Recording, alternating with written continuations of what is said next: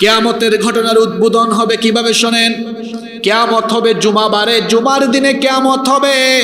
কথা বুঝে থাকলে সকলে জবাব দিয়ে বলেন তো, যেই দিন কিয়ামত অনুষ্ঠিত হবে সেই দিন কোন দিন? সকলে বলেন কোন দিন?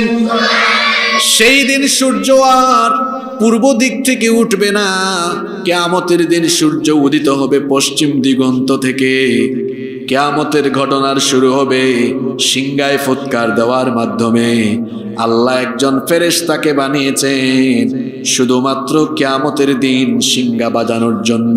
ওই ফেরেশতার নাম হলো ইসরাফিল।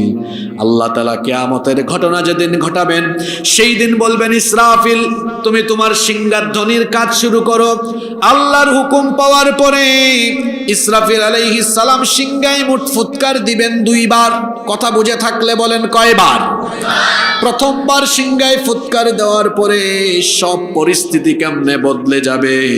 কোরআনে কারীমের 39 নম্বর সূরা সূরাতুজ জুমারের 68 নম্বর আয়াতে আল্লাহ তাআলা বলছেন, ওয়া নুফিখা ফিস সূরি ফাসাইকা মান ফিস সামাওয়াতি ওয়া মান ফিল আরদি ইল্লা মান শাআল্লাহ। প্রথমবার যখন সিংহায় ফুৎকার দেওয়া হবে, আসমান সমূহ আর জমিন সবকিছু আল্লাহর হুকুমে ধ্বংস হয়ে যাবে। মাথার উপরে যে বিশাল আকাশ, এই আকাশ থাকবে না। পায়ের তলায় যে জমিন আছে এই জমিনও থাকবে না। এত সুন্দর পাহাড়, উঁচু উঁচু পর্বতমালা কিছুই সেদিন থাকবে না। ইসরাফিল আলাইহিস সালামের প্রথম সিংহায় ফুৎকার দেওয়ার পরে আসমান জমিন এবং গোটা বিশ্ব জগৎ লন্ড ভন্ড চূর্ণ বিচূর্ণ হয়ে যাবে। এমন ভাবে তিনি ফুৎকার দিবেন, একটা ফুৎকারের ফলে গোটা পৃথিবীতে একসাথে জালজালা অর্থাৎ ভূমিকম্প আরম্ভ হবে। এখন দেখবেন ভূমিকম্প এক দেশে হয় আরেক দেশে হয় না, এক জায়গায় ক্ষয়ক্ষতি হয় আরেক জায়গায় হয় না।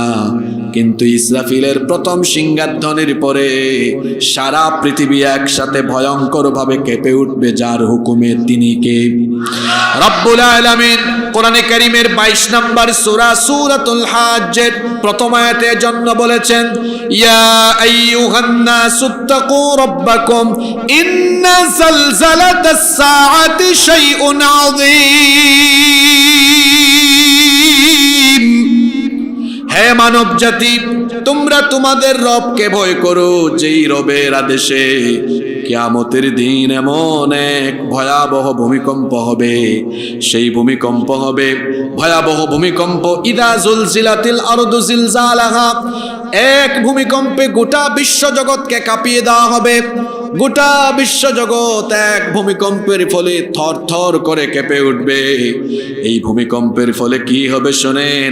আল্লাহ তাআলা কোরআনে কারীমের 73 নম্বর সূরা সূরাতুল মুজাম্মিলের 14 নম্বর আয়াতে বলেছেন, ইয়াউমা তারজুফুল আরদু ওয়াল জিবালু ওয়া কানাতিল জিবালু কাসীবাম মাহিলা। সেই দিন জমিনকে এমন ভাবে কাঁপিয়ে দেওয়া হবে, পাহাড় সহ জমিনকে উপরে উঠে আছাড় দিয়ে এমন ভাবে ধ্বংস করে দেওয়া হবে। পাহাড়গুলোর অবস্থা এমন হবে ধুলাবালির মতো, ধুনা তুলার মতো সেদিন পাহাড়গুলো উড়ে যেতে থাকবে। আল্লাহু আকবার। এজন্য সূরা কারিয়ার ভেতরে আল্লাহ বলেছেন, ওয়া তাকুনুল জিবালু কাল আহিনিল মানফুশ। পাহাড়গুলো সেদিন ধুনা তুলার মতো উড়ে যাবে। এই যে আসমান দেখছেন, আল্লাহ তো 7 আসমান বানিয়েছেন। একটা সিংহায় ফুৎকারের পরে অবস্থা কি হবে? একটা আসমানের উপরে আরেকটা আসমান এইভাবে ঠাস ঠাস করে পড়ে যেতে থাকবে। গোটা আসমানকে, 7 আসমানকে আল্লাহ তাআলা তার নিজের কুদরতি হাতে গোটায় ফেলবেন। জমিনকে আছাড় দিয়ে আল্লাহ শেষ করে দিবেন। প্রথমবার সিংহায় ফুৎকার দেওয়ার পরে আসমান জমিন গোটা বিশ্বজগৎ চূর্ণ বিচূর্ণ ধ্বংস হয়ে যাবে, শেষ হয়ে যাবে। আল্লাহ তাআলা তখন বলবেন, ইয়া দুনিয়া, হে দুনিয়া, আইনা জিবালুক, তোর বুকের উপরে থাকা পর্বতমালাগুলো কোথায়? আইনা আনহারুকি, তোর উপরে বহমান থাকা নদ নদীমালাগুলো কোথায়? আইনাল মুতাকাব্বিরুন আইনাল জাব্বারুন, কোথায় সেই অহংকারীরা, কোথায় সেই স্বৈরাচারী দাম্ভিকেরা? আল্লাহ প্রশ্ন করবেন, কেউ তো তখন প্রশ্নের উত্তর দেওয়ার জন্য থাকবে না। আল্লাহ জিজ্ঞেস করবেন, লিমানিল মুলকুল ইয়াউম, আজকে রাজত্ব কার? আল্লাহ প্রশ্ন করে নিজেই জবাব দিবেন, লিল্লাহিল ওয়াহিদিল কাহার, আজকে কেবলমাত্র একজনের ক্ষমতা চলবে। গলার আওয়াজ বড় করে বলেন, তিনি কে? প্রথম সিঙ্গার ফুৎকারের পরে সবকিছু শেষ। আসমান জমিন এক কথায় গোটা বিশ্ব জগৎকে আল্লাহ ধ্বংস করে দিবেন।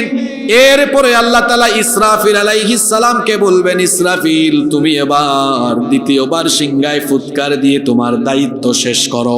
ইসরাফিল আলাইহিস সালাম এবার দ্বিতীয়বার সিঙ্গায় যখন ফুৎকার মারবেন, দ্বিতীয়বার সিঙ্গায় ফুৎকার দেওয়ার পরে পরিস্থিতি কি হবে? কোরআনে কারীমের 39 নম্বর সূরা সূরাতুজ জুমারের 68 নম্বর আয়াতে আল্লাহ বলছেন, সুম্মা নুফিখা ফীহি উখরা ফাইযা হুম কিয়ামুন ইয়ানযুরুন। অতঃপর যখন দ্বিতীয়বার সিঙ্গায় ফুৎকার দেওয়া হবে, কবর থেকে মানুষ উঠে উঠে হাসরের ময়দানে গিয়ে সমবেত হবে। একটার পর একটা কবর খুলে যাবে, কবর থেকে মানুষ উঠবে। আহারে সেই বিভৎস কঠিন দিনের পরিস্থিতি শুনেন। এখন তো সকলের গায়ে সুতার তৈরি কাপড় চোপড় আছে, কিন্তু যেই দিন আমরা কবর থেকে উঠব, আমাদের অবস্থা কেমন হবে শোনেন। আল্লাহর নবী বলেছেন, ইহশারুন নাসু ইয়াউমাল কিয়ামাতি হুফাতান উরাতান গারলা, কিয়ামতের দিন মানুষেরা উলঙ্গ খাতনাবিহীন অবস্থায় নগ্ন পদে কবর থেকে উঠে হাসরের ময়দানে থাকবে। একটা মানুষের গায়েও কাপড় থাকবে না।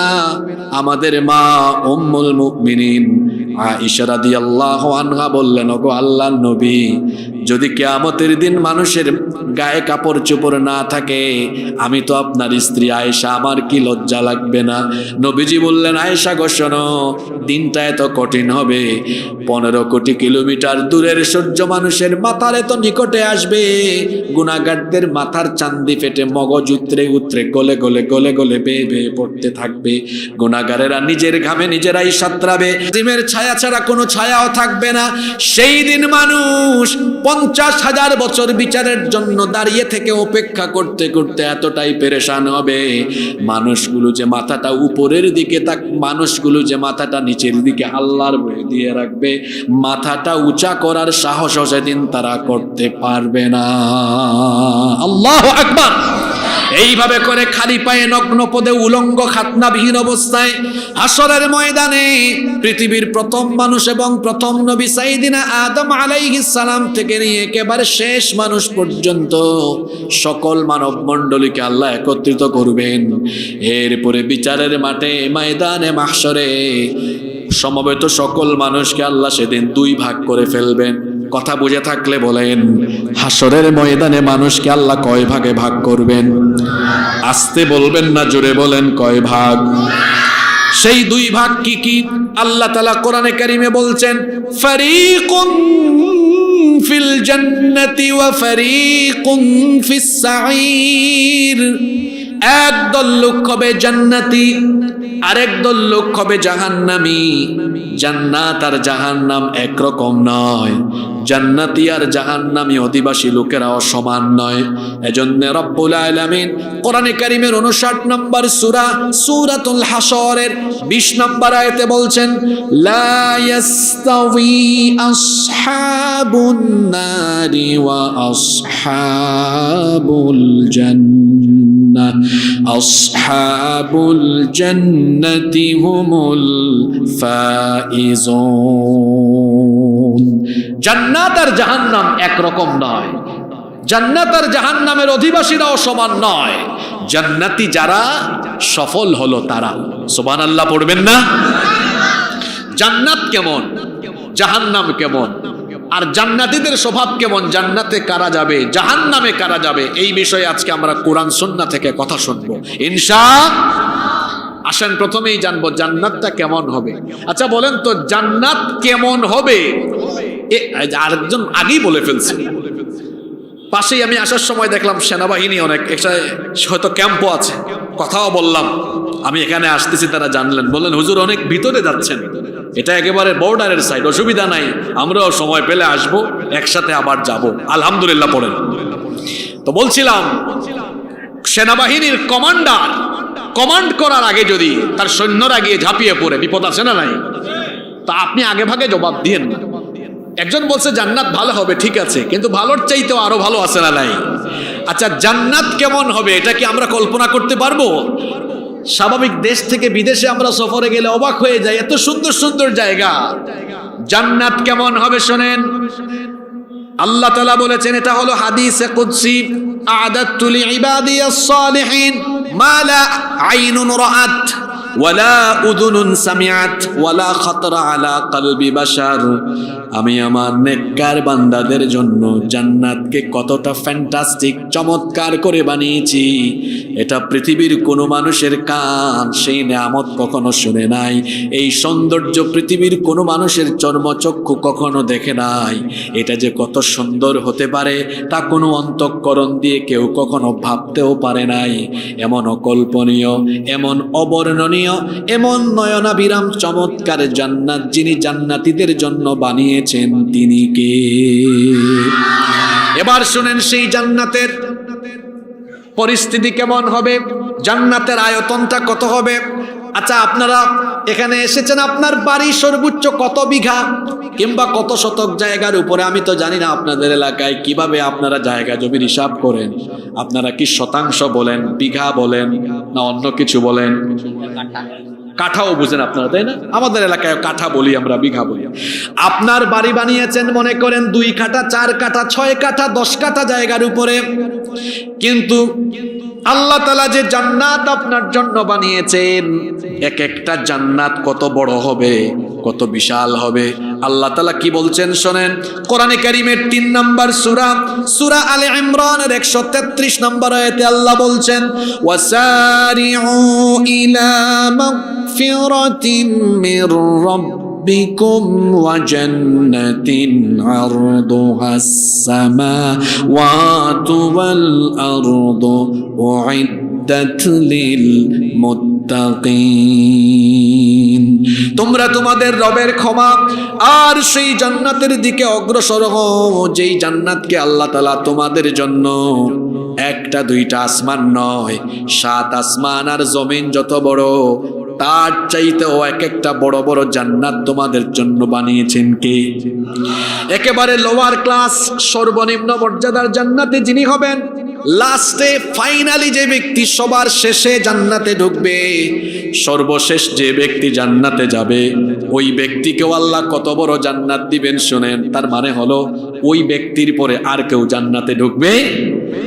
ওই রকম ব্যক্তি সম্পর্কে আল্লাহ নবী বলেছেন, একেবারে সর্বনিম্ন মর্যাদার জান্নাত কিংবা সর্বশেষ যে ব্যক্তি জান্নাতে ঢুকবে তাকেও আল্লাহ যে জান্নাতটা দিবেন, সেই জান্নাতটা এত বড় হবে। আল্লাহ নবী বলেছেন, সেই সর্বশেষ জান্নাতীকেও আল্লাহ তাআলা এই পৃথিবীর মতো 10টা পৃথিবীর সমান জান্নাতের মালিক আল্লাহ তাকে বানিয়ে দিবেন। একেবারে শেষ জান্নাতীর জান্নাতটাও কয়টা দুনিয়ার সমান? আপনারা ঘুমাই গেছেন নাকি গো? ঘুমিয়ে পড়েছেন তো কথা বলেন না কেন? সর্বনিম্ন মর্যাদার জান্নাত কয়টা দুনিয়ার সমান? জোরে বলেন কয়টা? আজকে আওয়াজ বেশি এদের। আপনারা খুশি না বেজার? চিন্তা করছেন অবস্থা, 10টা দুনিয়ার সমান। আচ্ছা আপনাদের বাসা বাড়ির দরজা, কপাট, এই যে দরজায় পাল্লা লাগাইছেন না, এটা 7 ফিট থাকে তাই তো? দরজা আমরা 7 ফিট দেই না? আর এটার ইয়ে থাকে কেমন? 3.5 ফিট থাকে তাই তো? তো ঘর যেমন দরজাও তেমন, কিন্তু জান্নাত তো সর্বনিম্নটাই হবে 10টা দুনিয়ার সমান। তো পাল্লা কি 7 ফুট আর এই 3.5 ফুট হইলে হবে? তাইলে এই জান্নাতের দরজাটা কত বড় শুনবেন শুনবেন। আল্লাহ নবী বলেছেন, জান্নাতের এক একটা কপাট, এক একটা দরজা হবে সৌদি আরবের মক্কা শহর থেকে বাহরাইনের 1000 শহরের দূরত্বের সমান। গুগল ম্যাপে দেখবেন এই 2 শহরের দূরত্ব হচ্ছে কত? এই 2 শহরের দূরত্ব হচ্ছে প্রায় 1500 কিলোমিটারের চাইতে বেশি। তার মানে এক একটা কপাটই হবে 1500 কিলোমিটারের চাইতে বেশি প্রশস্ত। আল্লাহু আকবার! চিন্তা করেছেন সেই জান্নাত কেমন? এখানে এত মানুষ হয়েছে তো মানুষের গরম লাগতেছে, জান্নাতে কিন্তু আপনাদের গরম লাগবে না। আবার কিছুদিন পরে শীতকাল আসতেছে, শীত লাগে, মাহফিলে গেলে শুধু কুয়াশা আর কুয়াশা। জান্নাতে যদি ঠান্ডা থাকে আপনাদের কষ্ট হবে, যদি গরম থাকে তাও কষ্ট হবে। এই জন্য গোটা জান্নাতকে আল্লাহ কেমন করে তৈরি করেছেন শোনেন। আল্লাহ তাআলা বলছেন লা ইয়ারাউনা ফিহা শামসান ওয়ালা জামহারিরা। কোরআনে কারীমের ৭৬ নম্বর সূরা সূরাতুদ দাহারের ১৩ নম্বর আয়াত। আল্লাহ বলেছেন এটা এত চমৎকার, পরিবেশের দিক থেকে এত আকর্ষণীয়, সেখানে সূর্যের কোনো প্রচন্ড তাপও থাকবে না, প্রচন্ড শৈত্যপ্রবাহ বা ঠান্ডাও থাকবে না। অর্থাৎ গোটা জান্নাতকে আল্লাহ তাআলা নাতিশীতোষ্ণ আবহাওয়ার মধ্যে প্রস্তুত রেখেছেন। শীতও নাই, গরমও নাই। সুবহানাল্লাহ কি বাড়ি গিয়ে বলবেন নাকি? এই জান্নাতটা হলো এমন, আল্লাহ তাআলা সূরা দাহরের ২০ নম্বর আয়াতে বলেছেন ওয়া ইযা রাআইতা সুম্মা রাআইতা নাঈমান ওয়া মুলকান কাবীরা। যেদিকেই তোমার চক্ষু যাবে শুধু তুমি আল্লাহর নেয়ামত দেখবে। নেয়ামতে নেয়ামতে ভরপুর করে রেখেছেন জান্নাতকে কে? আরো জোরে বলেন কে? জান্নাতের আয়তন জানলাম, বিশালতা জানলাম। এবার আসেন তো জান্নাত যেটা আল্লাহ আমাদের জন্য বানিয়েছেন, তার প্রাসাদ, বালাখানা, অট্টালিকা, বিল্ডিং গুলো কেমন হবে? আমাদের দেশের ঢাকা শহরের বিল্ডিং এর মতো কি জান্নাতের বিল্ডিং হবে নাকি?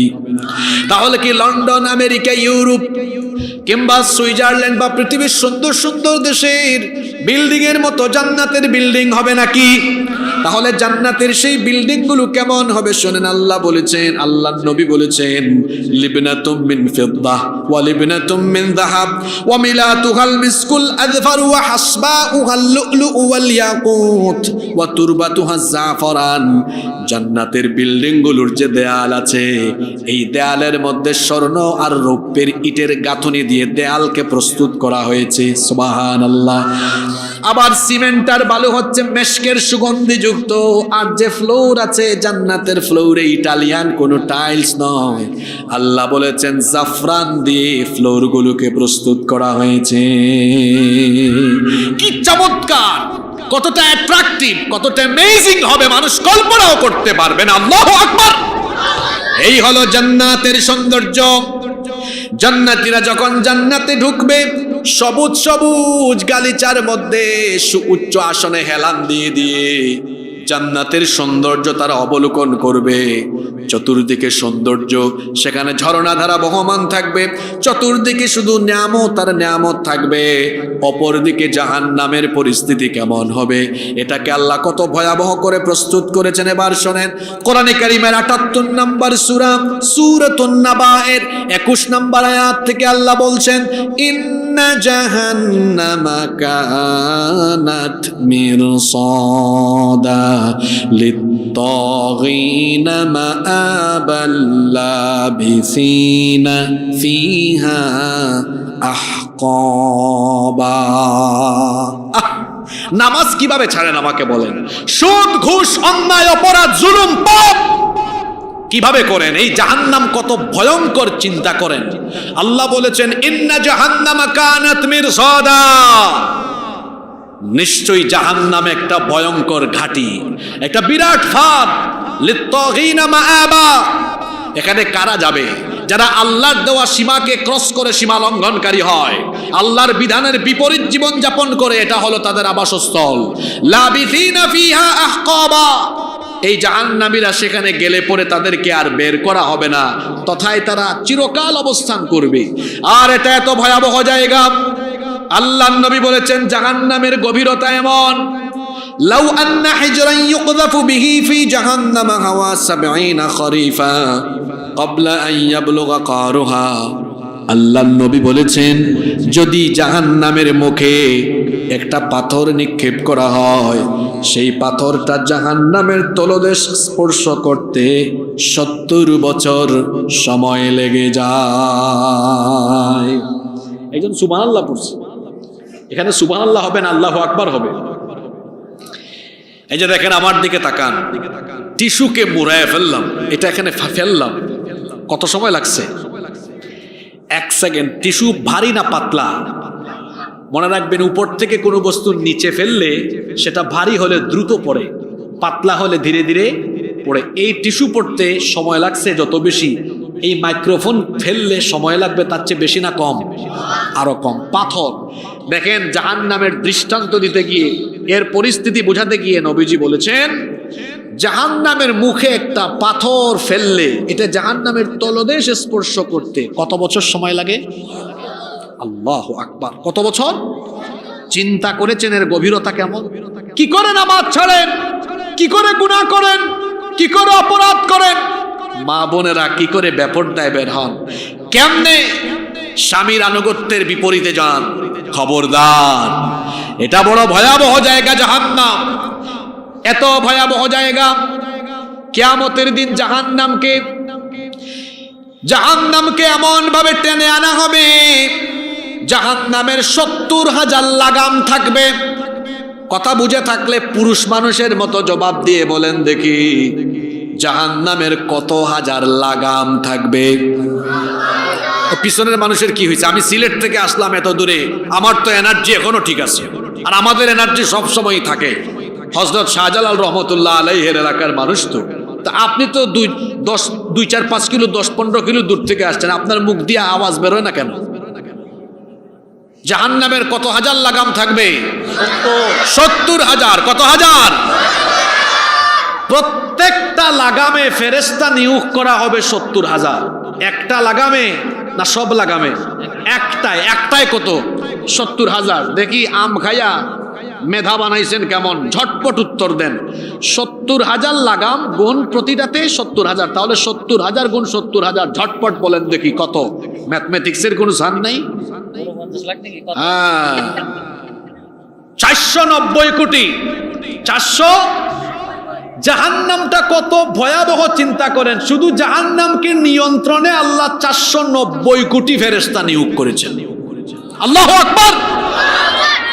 কত ভয়াবহ এটা, কত সাংঘাতিক এটা। আর জাহান্নামের আগুনটা কেমন? দুনিয়ায় তো আগুন আছে, দুনিয়ার আগুন হলো জাহান্নামের আগুনের 70 ভাগের 1 ভাগ। বলেন তো, এই আগুনে যদি আপনাকে ফেলা হয় 10 সেকেন্ডও টিকবেন নাকি? পুরে ছাই হয়ে যাবে। তাহলে এটার চাইতে যদি আরো 69 ভাগ বেশি দহন শক্তি সম্পন্ন জাহান্নামের আগুন হয়, চিন্তা করেন সেটা কতটা ভয়ঙ্কর হবে। এজন্যই তো আমরা বলি, দুনিয়ার আগুন কেবল মানুষের চামড়া জ্বালায়, আর জাহান্নামের আগুন মানুষের কলিজা সুদ্ধা ছারখার করে দেয়। আল্লাহ এমন জাহান্নাম থেকে আমাদের সবাইকে বাঁচাও, বলে না আমিন। এই জাহান্নামে কঠিন আযাব হবে, কঠিন শাস্তি হবে। আমরা বলেছিলাম কিয়ামতের ময়দানে মানুষকে কয় ভাগে ভাগ করা হবে? আস্তে বলবেন না, জোরে বলেন, কয় ভাগ? 2 ভাগে ভাগ করা হবে। এবার এই 2 ভাগ মানুষের প্রত্যেকের কাছে আমলনামা ছেড়ে দেওয়া হবে। জান্নাতি লোকেরা পেছন থেকে, জান্নাতি লোকেরা সামনে থেকে ডান হাতে আমলনামা রিসিভ করবে, আর জাহান্নামী লোকেরা পেছন থেকে, এরা বাম হাতে আমলনামা রিসিভ করবে। কথা বুঝে থাকলে বলেন তো, জান্নাতীরা আমলনামা পাবে কোন হাতে? জাহান্নামীরা পাবে কোন হাতে? এই জন্য জান্নাতীদের পরিচয় হলো, আল্লাহ কোরআনে বলেছেন আসহাবুল ইয়ামিন, এরা ডানপন্থী। এটা কি আমার কথা না কোরআনের কথা? এজন্য জান্নাতীদের পরিচয় তারা ডানপন্থী। আর আমরা যত ভালো কাজ করি, সব ভালো কাজ করি কোন হাত দিয়ে? আচ্ছা বলেন তো, খাবার খায় কোন হাত দিয়ে? বাম হাতে মানুষ খায় না, শয়তান খায়। এই জন্য বাম হাতে খাবার খাওয়া যাবে না। অনেকে আছে খাবারের আদবও জানে না, বাম হাতে খাওয়া আরম্ভ করে। মাথায় এটা রাখা দরকার, বাম হাতে খায় কে? শয়তান। আমরা সকল ভালো কাজ ডান হাত দিয়ে করি, খাবার খাই ডান হাত দিয়ে। মানুষের সাথে যখন মুসাফা করি, কোন হাত দিয়ে করি? ডান হাত দিয়ে করি। আর বাম হাত কিন্তু ভালো কাজে লাগে না। যখন হেড অফিসে যান, কোন হাতের দরকার? কথা বলেন না কেন? হেড অফিসে গেলে কোন হাতের দরকার? আমার দেশে কিছু মানুষ আছে না, তাদের পরিচয় তারা খুব গর্ব করে দেয়, আমি বামপন্থী। কি পন্থী? জোরে বলেন, কি পন্থী? বামপন্থী কখনো কোনো মুসলমান হতে পারে না। আল্লাহ কোরআনে বলেছেন, মুসলমান হয় ডানপন্থী, জন্য কিয়ামতে সে আমলনামাও পাবে ডান হাতে। বামপন্থী যারা জাহান্নামী তারা, বামপন্থী যারা শয়তানের মুরিদ হলো তারা। এদের সাথে আমাদের কোনো সম্পর্ক। জান্নাতীরা ডান হাতে আমলনামা পেয়ে খুশি হয়ে যাবে, আর জাহান্নামীরা বাম হাতে যখন আমলনামা পাবে, এরা তো এমনি ছিল ভণ্ড, এরা ছিল গাদ্দার, এরা ছিল মিথ্যাবাদী, ধোঁকাবাজ। এই যে দুনিয়াতে আপনি যা যা করেন সব কিছু রেকর্ড হয়ে আছে না নাই? আমি বক্তব্য শুরু করার পর থেকে এখন পর্যন্ত যা বললাম সব এই ক্যামেরায় রেকর্ড আছে না নাই? তো এই ক্যামেরা বানিয়েছে মানুষ, বানানোর জন্য মানুষের মাথার মধ্যে জ্ঞান দিয়েছেন কে? আল্লাহর দেওয়া জ্ঞানকে কাজে লাগিয়ে মানুষ যদি ক্যামেরা বানায়, সেই ক্যামেরা দিয়ে অডিও ভিডিও ধারণ করতে পারে, তো জ্ঞানদাতা মহান আল্লাহ তিনি কি আমার আপনার আমলনামাকে অডিও ভিডিও ধারণ করে রাখতে পারেন কিনা? অবশ্যই পারেন। কেমনে গুনাহ করেন আমি তো বুঝি না। আল্লাহ বলেছেন তোমাদের প্রত্যেকের সাথে আমি দুইজন ফেরেশতা নিযুক্ত করে দিয়েছি। ওয়া ইন্না আলাইকুম লাহাফিযিনা কিরামান কাতিবিনা ইয়ালামুনা মা তাফআলুন। আর নিশ্চয়ই আমি তোমাদের প্রত্যেকের সাথে দুইজন সংরক্ষণকারী ফেরেশতা দিয়েছি। এর মধ্যে একজন থাকে ডান দিকে, আরেকজন থাকে বাম দিকে। ডান দিকের ফেরেশতা ভালো আমল লিখে, বাম দিকের ফেরেশতা সব বদ আমল লিখে। তার মানে ঘুম থেকে উঠা থেকে নিয়ে ঘুমানো পর্যন্ত, এক কথায় 24 ঘন্টা আপনার সবকিছু লেখার জন্য ফেরেশতা নিয়োগ করেছেন কে? আস্তে বলবেন না, জোরে বলেন কে? ফেরেশতার লেখা সেই আমলনামার একটা কপি কিয়ামতের দিন আপনার হাতে হাতে দেওয়া হবে। এখন বেনামাজি, সুদখোর, ঘুষখোর, অন্যায়কারী, অপরাধকারী সে তো আমলনামা হাতে পেয়ে দেখবে, হায় রে হায় কেমন আমলনামা।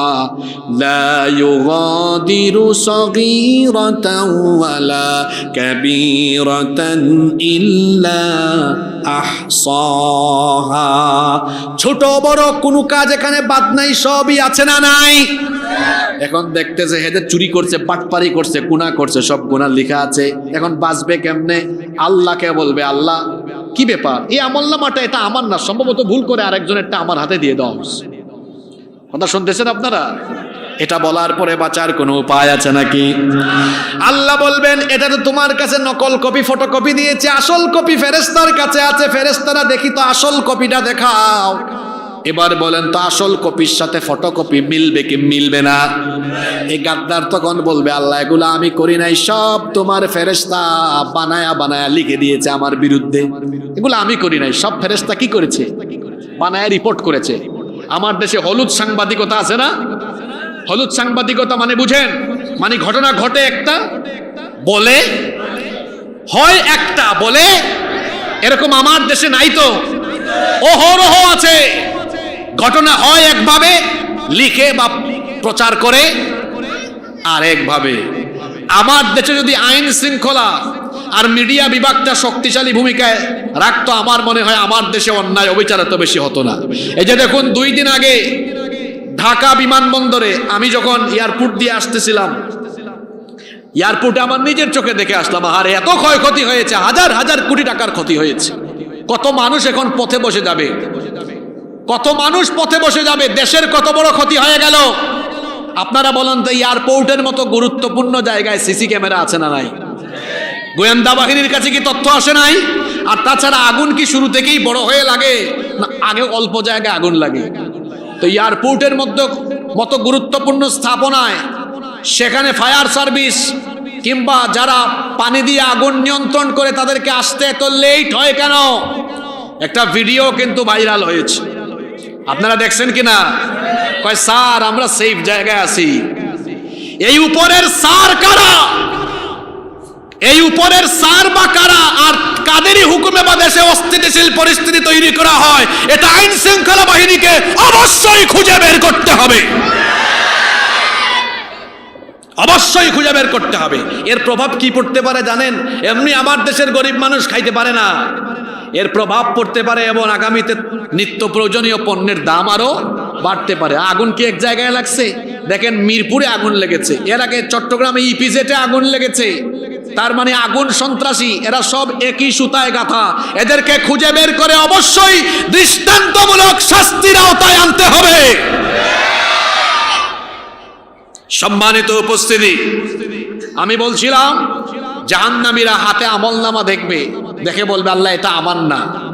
আল্লাহ ফেরেশতাকে আসল কপি এনে দেখবেন, এটা আসলই কার, তার।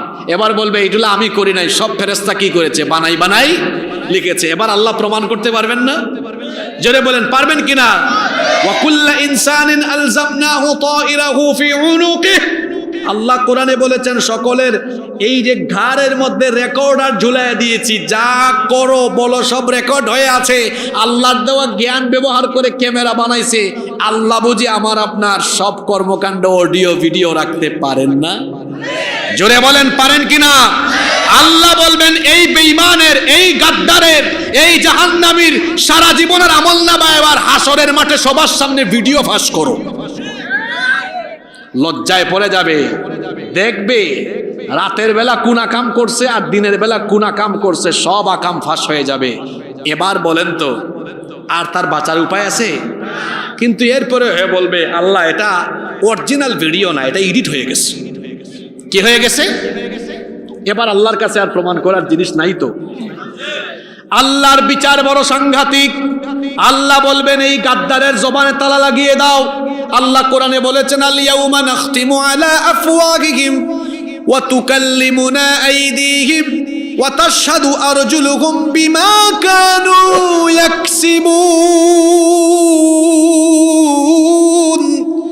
সেই দিন তাদের ঠোঁটের মধ্যে, জবানের মধ্যে তালা লাগিয়ে দেওয়া হবে, কথা আর বলতে পারবে না।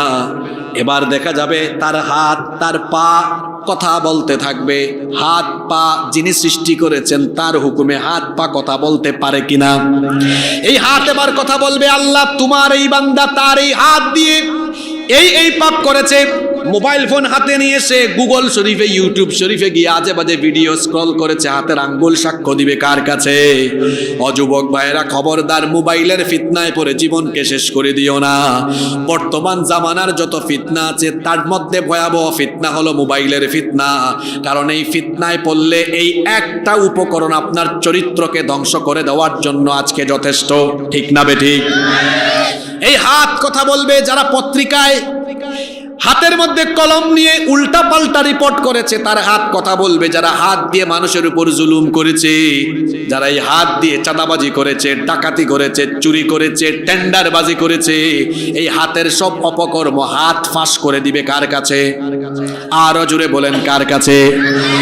পা কথা বলবে। পা দিয়ে কি আকাম কুকাম বান্দা করেছে। চক্ষু কথা বলবে, শ্রবণ শক্তি, এগুলোর জবান খুলে যাবে। এমনকি আল্লাহ অন্য আয়াতে বলেছেন মানুষের চামড়া পর্যন্ত কথা বলবে। আল্লাহ তাআলা অন্য আয়াতে বলেছেন শাহিদা আলাইহিম সামউহুম ওয়া আবসারুহুম ওয়া জুলুদুহুম বিমা কানু ইয়ামালুন। মহিলারা আসছে তো মাহফিলে, তাই না? মহিলারা এই আয়াতটা ভালো করে শুনেন। আল্লাহ বলছেন এদের চক্ষু, এদের কান, এমনকি চামড়া পর্যন্ত আল্লাহর দরবারে কথা বলবে। আল্লাহু আকবার বলেন। মহিলারা এই চামড়ার উপর আশকারা, মাস্কারা, আটা, ময়দা কত কিছু মাখতেছে, লাগায়া তারপর পর পুরুষের সামনে ঘুরে বেড়ায়। আর যুবকেরা তোমরাও কি করো? ফেসবুকের প্রোফাইল দেখে পাগল হয়ে যাও, মেসেঞ্জারে গিয়ে খুচাখুচি করো। অযথা খুচাখুচি করো না, কারণ প্রোফাইলের চেহারা একরকম, বাস্তবে কিন্তু আরেক রকম। ঠিকও কইছে, আবার দেখা যায় তাও খুচাখুচি মারবে। এমনটা কইরো না। চরিত্রের হেফাজত করো, চরিত্রের হেফাজত করো, তাহলে দুনিয়া আখিরাতে সফলতা দিবেন কে? চামড়া সাক্ষী দিবে। আপনি এই চামড়া পর পুরুষকে প্রদর্শন করেছেন, চামড়া কথা বলবে আল্লাহ তোমার বান্দি, তোমার দেওয়া সৌন্দর্য, তোমার হুকুম মান্য করে পর পুরুষকে প্রদর্শন করছে, পর পুরুষকে প্রদর্শন করেছে। এবার এই চামড়া যখন কথা বলবে, জাহান্নামীরা বলবে ওয়াকালু লিজুলুদিহিম লিমা শাহিদতুম আলাইনা ক্বালু আনতাকানাল্লাহুল্লাযী আনতাকা কুল্লা শাই। এরা বলবে এই চামড়া, এত সাবান, এত শাওয়ার জেল, এত স্নো, এত ক্রিম, এত কিছু তোমার উপর লাগিয়েছি, এত যত্ন করেছি, তুমি আমার বিরুদ্ধে কেন কথা বলো? চামড়া বলবে যে আল্লাহ তাআলা বাকশক্তি দাতা, তিনি আজ আমার বাকশক্তি খুলে দিয়েছেন যাতে তোমার সকল অপকর্ম আল্লাহর কাছে ফাঁস করে দিতে পারি। আল্লাহু আকবার। বাঁচার কোনো উপায় নাই। কি করে এই হাত পা শরীরের অঙ্গ প্রত্যঙ্গ দিয়ে গুনাহ করেন? আল্লাহর ভয় কি অন্তরে লাগে না? এই হাত দিয়ে মানুষের উপর জুলুম করবেন না, চক্ষু দিয়ে খারাপ কিছু দেখবেন না, জবান দিয়ে খারাপ কিছু বলবেন না, কান দিয়ে খারাপ কিছু শুনবেন না, পা দিয়ে খারাপ জায়গার দিকে এগিয়ে যাবেন না। কারণ হাত, পা, নাক, কান, চোখ, এক কথায় শরীরের অঙ্গ প্রত্যঙ্গের জবান কিয়ামতে খুলে দিবেন কে? আস্তে বলবেন না, জোরে বলেন কে? এই জাহান্নামী গাদ্দার, সে যখন কোনোভাবেই যখন চেষ্টা করেও বাঁচতে পারবে না, এবার সে বুঝে যাবে আজ আমার বাঁচার কোনো উপায় নাই। আল্লাহ তখন ফেরেশতাকে বলবেন, এটারে ধর, এই জাহান্নামী গাদ্দারটাকে ধর। ধরার পরে ডান্ডা বেরি লাগা, শিকল পরা। কত গজ লম্বা শিকল? আল্লাহ কোরআনে বলেছেন, সুম্মা ফি সিলসিলাতিন যারউহা ৭০ দিরাআন ফাসলুকু। ৭০ গজ লম্বা শিকল দিয়ে এই পাপী, এই গুনাহগার, এই জাহান্নামীকে বাঁধো। টেনে হিচড়ে জাহান্নামে ফেলো। এই গাদ্দারকে যখন জাহান্নামে নিয়ে যাওয়া হবে, জাহান্নামের দারোয়ান ফেরেশতা বলবেন, থামো তো, একটু দেখি এর সাথে কথা বলি। জাহান্নামের ফেরেশতা তখন এই জাহান্নামী পাপী, এই জাহান্নামী গাদ্দারকে কি বলবে শোনেন। আল্লাহ তাআলা কোরআনে কারিমে সেটা উঠায় দিয়েছেন। তারা তখন জিজ্ঞেস করবে, ওয়াকালা লাহুম খাযানাতুহা আলাম ইয়াতিকুম রুসুলুম মিনকুম ইয়াতলুনা আলাইকুম আয়াতি ربكم وينذرونكم لقاء يومكم هذا। জাহান্নামী দারওয়ান ফেরেশতা বলবে, এই গাদ্দার দাঁড়া, তুই জাহান্নামে আসছত কেন? আলাম ইয়াতিকুম রাসূলুম মিনকুম, তোদের কাছে কি কোনো রাসূল যান নাই? ইয়াতলুনা আলাইকুম আয়াতি রাব্বিকুম ওয়া ইউনযিরুনাকুম লিকাআ ইয়াউমিকুম হাযা। আল্লাহর কোরআন শোনায়া তারা কি তোদেরকে জাহান্নাম সম্পর্কে সতর্ক করেন নাই? তোদের কাছে কি কোনো অন্য আয়াতে এসেছে, অন্য সূরায় কোনো সতর্ককারী, অর্থাৎ আলেম উলামা, নবী রাসূল কিংবা আলেম উলামা কেউ কি তোদেরকে সতর্ক করে নাই? এরা তখন বলবে, বালা। এখানে আলেম যারা আছেন তারা জানেন, নাম শব্দের অর্থ হ্যাঁ, আর বালা মানে হলো অবশ্যই। জাহান্নামীগুলো তাকিদ দিয়ে বলবে, জবাবে বলবে, বালা, অবশ্যই এসেছেন। জাহান্নামীদেরকে তখন ফেরেশতা বলবেন, যদি তোদের কাছে সত্যি সত্যি অবশ্যই নবী রাসূল এবং আলেম উলামারা গিয়ে সতর্ক করে থাকেন, তাহলে তোরা তাদের সতর্কতার বাণী শুনে কি করেছিলে? এই যে তোদের এলাকায় হাসিবুর রহমান হুজুর গেল, জাহান্নাম নিয়ে এত কিছু বুঝাইলো, বুঝানোর পরে তোরা কি করেছিলে? কিংবা জাহান্নামীদেরকে প্রশ্ন করা হবে, শোনার পরে তোরা কি করেছিলে? জাহান্নামীগুলো জবাব দিবে, ফাকাযাবনা ওয়া কুলনা মা নাযালাল্লাহু মিন শাই। আমরা এগুলোকে মিথ্যা ভেবেছি, মিথ্যা মনে করেছি। আমরা মনে করেছি আল্লাহ এমন কিছুই নাজিল করেননি। যারা বলছে আমাদেরকে কোরআনের এমন আয়াত, আমরা মনে করি আল্লাহ সব কোনো আয়াত নাজিল করেননি। আমরা বিশ্বাস করতাম না, এগুলো মিথ্যা মনে করতাম। শুধু তাই নয়, ইন আনতুম ইল্লা ফি দালালিন কাবীর, যারা আমাদেরকে সতর্ক করত আমরা উল্টা তাদেরকে পথভ্রষ্ট বলতাম। আপনারা দেখেন না, বাংলাদেশে আমরা যখন কোনো অন্যায়, জুলুম কিংবা যে কোনো অনৈতিক বিষয়ের প্রতিবাদ করি, কোরআন সুন্নাহ ভিত্তিক সত্য কথা বলি, তখন এক গোষ্ঠী আছে তাদের ভালো লাগে না, তখন হুজুরদেরকে তারা ইচ্ছে করে মৌলবাদী আর ধর্ম ব্যবসায়ী বলে গালিগালাজ করে। ধর্ম ব্যবসায়ীর সংজ্ঞা আপনাদেরকে আজকে দিয়ে যাই। বলেন তো বাংলাদেশে কি, আপনি আমাকে বলেন বা কোনো আলেমকে বলেন, কিছু টাকা দিয়ে যদি বলেন হুজুর জুব্বা টুব্বা খুলেন, দাড়ি কামাইয়া আগামীকাল থেকে চলাফেরা করেন, আপনারে ভোট দিয়ে দিব, কেউ এটা করবে? কোনো আলেম এটা করবে? যদি বলেন করবে? আমি আমার কথা বলি, সেই যে 18-20 বছর আগে জুব্বা ধরলাম, এখনো তো আছে। দাড়ি যখন রাখলাম, আলিমে পড়া থেকে এখনো তো আছে। কই জুব্বাও তো খুললাম না, ক্লিন শেভও তো করলাম না, সুরত তো পাল্টাইলাম না। কিন্তু আমাদেরকে যারা ধর্ম ব্যবসায়ী বলে, আলেমদেরকে যারা ধর্ম ব্যবসায়ী বলে, দেখবেন এরা সিজনে সিজনে সুরত পাল্টায়। আপনি দেখবেন সে তার নিজের স্বার্থে শার্ট খুলে পাঞ্জাবি পায়জামা পরতে পারে, সে তার স্বার্থের জন্য প্রয়োজনে টুপি লাগাতে পারে, সে তার স্বার্থের জন্য প্রয়োজনে মন্দিরে গিয়ে মাথার মধ্যে লাল কি জানি দে ওইটা দিতে পারে, রাম রাম নম নম করতে পারে, সে তার স্বার্থের জন্য ক্লিন শেভ থেকে দাড়িও রাখতে পারে। যারা এইভাবে স্বার্থের জন্য চেহারা সুরত পাল্টায় তারা হলো প্রকৃত ধর্ম ব্যবসায়ী। আমরা তো কখনো সুরত পাল্টাই না, আমাদের সুরত আগে যা এখনো, আমরা কথার ধরনও পাল্টাই না। সব সময় সত্যের পক্ষে আমরা সুস্পষ্ট ভাষায় কথা বলি, আমরা বলেও যাব ইনশাআল্লাহ।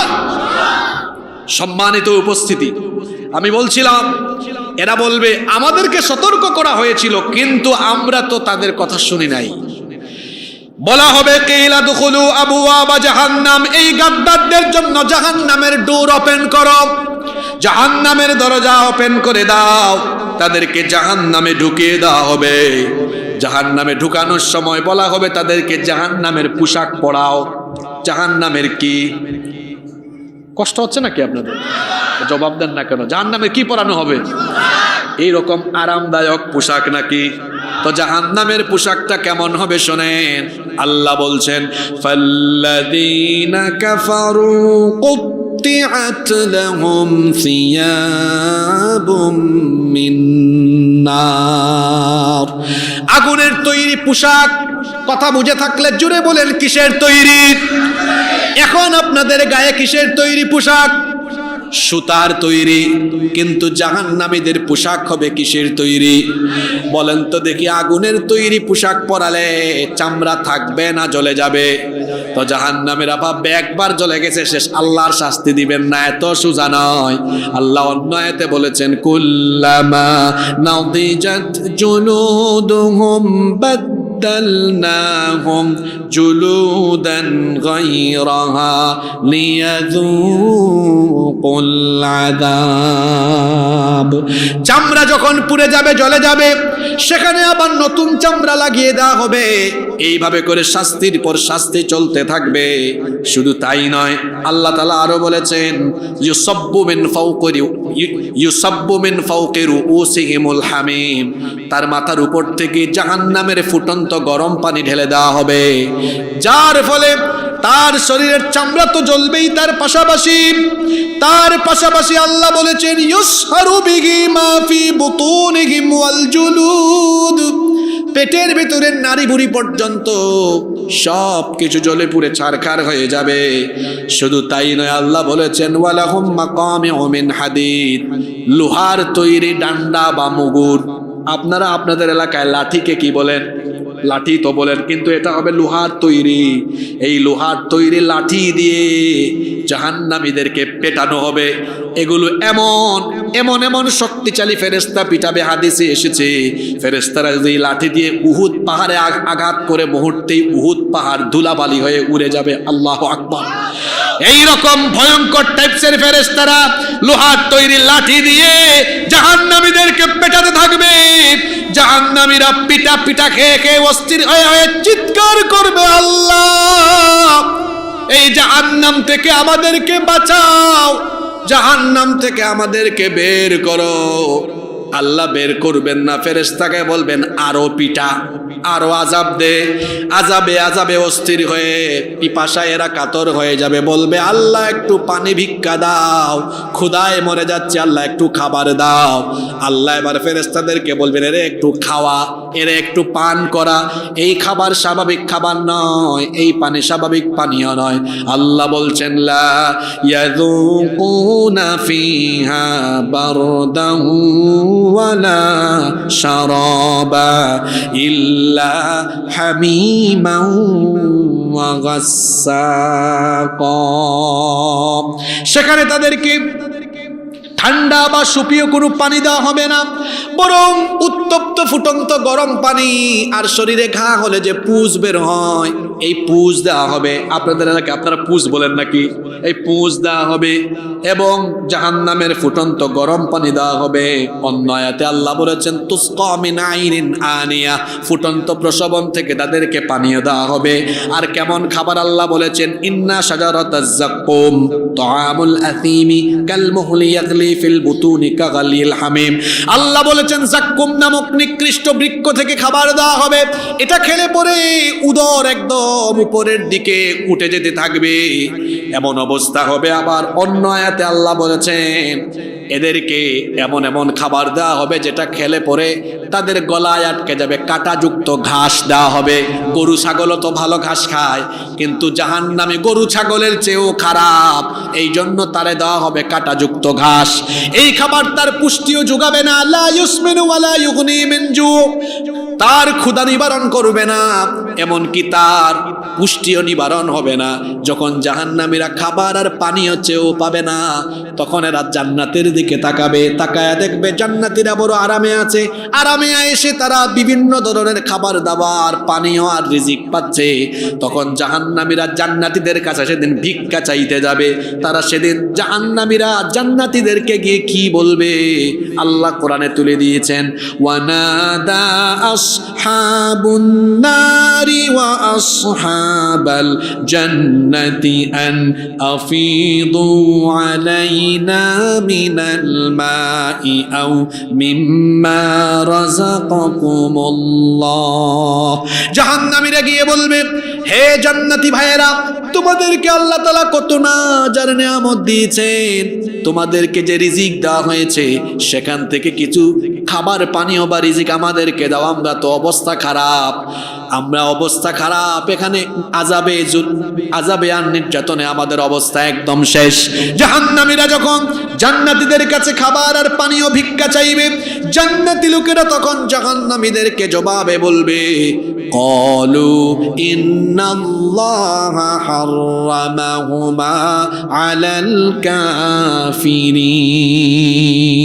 হে জাহান্নামী লোকেরা, আল্লাহ তাআলা তোমাদের মতো জাহান্নামী কীটদের জন্য জান্নাতের সমস্ত নিয়ামতকে হারাম করে দিয়েছেন। নাউযুবিল্লাহি মিন যালিক। জাহান্নামীরা কোথাও গিয়ে কোনো আশ্রয় পাবে না, আযাবের উপর আযাব, খাবার নাই পানীয় নাই। একদিকে কষ্ট আর আযাব, অন্যদিকে খাবার নাই পানীয় নাই। এবার তারা চিৎকার করে বলবে আল্লাহ একটু দয়া করো, এই জাহান্নাম থেকে আমাদেরকে বের করো। আল্লাহ আমাদের স্ত্রী সন্তান, আমাদের ভাই বোন, দুনিয়ার সবকিছুর বিনিময়ে নাজাত দাও।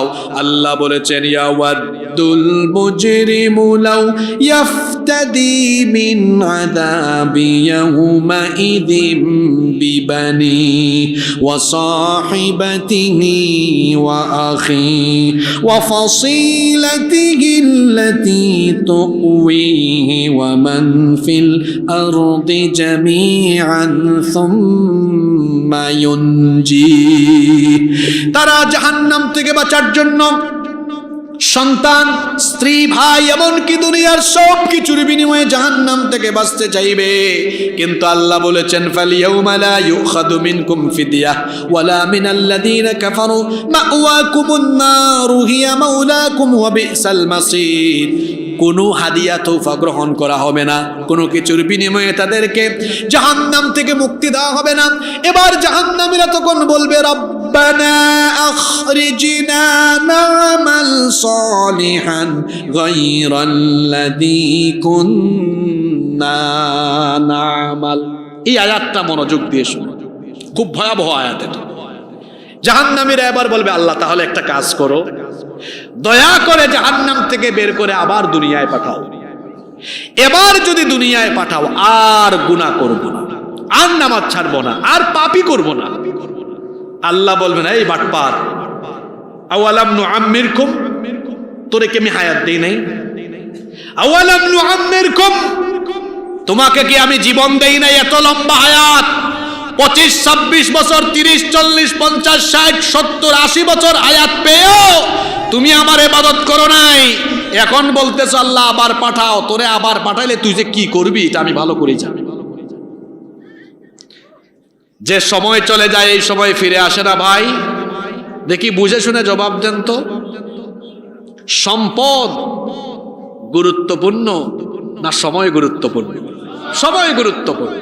কারণ সম্পদ যদি কেউ হারিয়ে ফেলে, মনে করেন কেউ 2015 সালে অনেক সম্পদ লস খাইছে, হারাই গেছে, 2025-26 ফিরে পাইতে পারে না? ফিরে পাইতে পারে। সম্পদ চলে গেলে সম্পদশালী আবার হওয়া যায়, কিন্তু মানুষের জীবন থেকে সময় চলে গেলে সম্পদ দিয়েও হারিয়ে ফেলা সময়কে ফিরিয়ে আনা যায় না। এজন্য যুবক ভাইয়েরা, সময় থাকতে সময় কাজে লাগাও। এখন যুবক মানুষ, নামাজ পড়ো না, এমন সময় আসবে মসজিদের দরজা বন্ধ হয়ে যাবে, তুমি চাইলেও যেতে পারবে না, চাইলেও নামাজে দাঁড়াতে পারবে না, এমন সময় চলে আসবে। এই সময় আসার আগে এই সময়কে কাজে লাগাতে হবে। এজন্য আমার ভাইদেরকে বলবো, বিশেষ করে যুবকদেরকে আমি বলছি, ভাইয়েরা আমার, সময়কে কাজে লাগাও। এই যৌবন থাকবে না। এখানে কত মানুষকে আমি দেখতে পাচ্ছি যাদের চুল দাড়ি পেকে গেছে, সাদা হয়ে গিয়েছে, ওনারাও একদিন যুবক ছিলেন। এই যৌবন থাকবে না, এটা ফুরিয়ে যাবে। এটা চলে যাওয়ার আগে কাজে লাগাতে হবে। সময়কে কাজে লাগান, নইলে এই সময় একদিন আপনার জন্য কঠিন হয়ে যাবে। আমরা সময়কে কাজে লাগাতে রাজি আছি তো? জোরে বলেন, রাজি আছি তো? জাহান্নামীদেরকে এইভাবে করে শাস্তি দেওয়া হবে, জাহান্নাম থেকে তারা রেহাই পাবে না। অন্যদিকে জান্নাতীরা বড় আনন্দে থাকবে, আমলনামা পাবে তারা কোন হাতে? কষ্ট হচ্ছে নাকি আপনাদের? বলেন তো দেখি। একটু আগে বলেছিলাম জান্নাতীরা আমলনামা পাবে কোন হাতে? ডান হাতে আমলনামা পেয়ে তারা তো আনন্দিত, বলবে হায় হায় হায়, দুনিয়াতে তো কষ্ট করেছি, 5 ওয়াক্ত নামাজ আদায় করেছি, আব্বা আম্মার খেদমত করেছি, হালাল খেয়েছি, হারাম খাই নাই, হারাম পথে চলি নাই, অন্যায় পথে চলি নাই, যত ভালো কাজ করেছি সব এই আমলনামায় লেখা আছে না নাই? আসতে বলবেন না, জোরে বলেন, আছে না নাই? জান্নাতীরা এবার এই আমলনামা দেখে খুশি হয়ে যাবে। এবার ফেরেশতারা এসে বলবে আসেন আসেন। জান্নাতীরা জান্নাতি ফেরেশতাদেরকে, জান্নাতি ফেরেশতারা এবার অভ্যর্থনা জানাবে, রিসিভ করবে। তারা সালাম দিয়ে জান্নাতের মধ্যে গ্রহণ করে নিবে। তারা বলবে সালামুন আলাইকুম তিবতুম ফাদখুলুহা খালিদিন। সালাম আপনাদেরকে, সালাম সালাম, আসেন আল্লাহর জান্নাতে চিরদিনের জন্য ঢোকেন। আল্লাহ এদের কাতারে আমাদেরকে শামিল করে দিন। একটু আমিনও কইতে পারেন, আরো আসতে বলেন আমিন।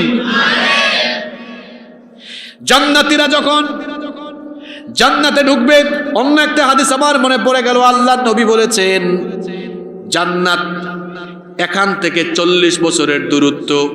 এতটুকু দূরে থাকতে জান্নাতীদের নাকের ডগায় জান্নাতের সুগন্ধ এসে লাগতে থাকবে।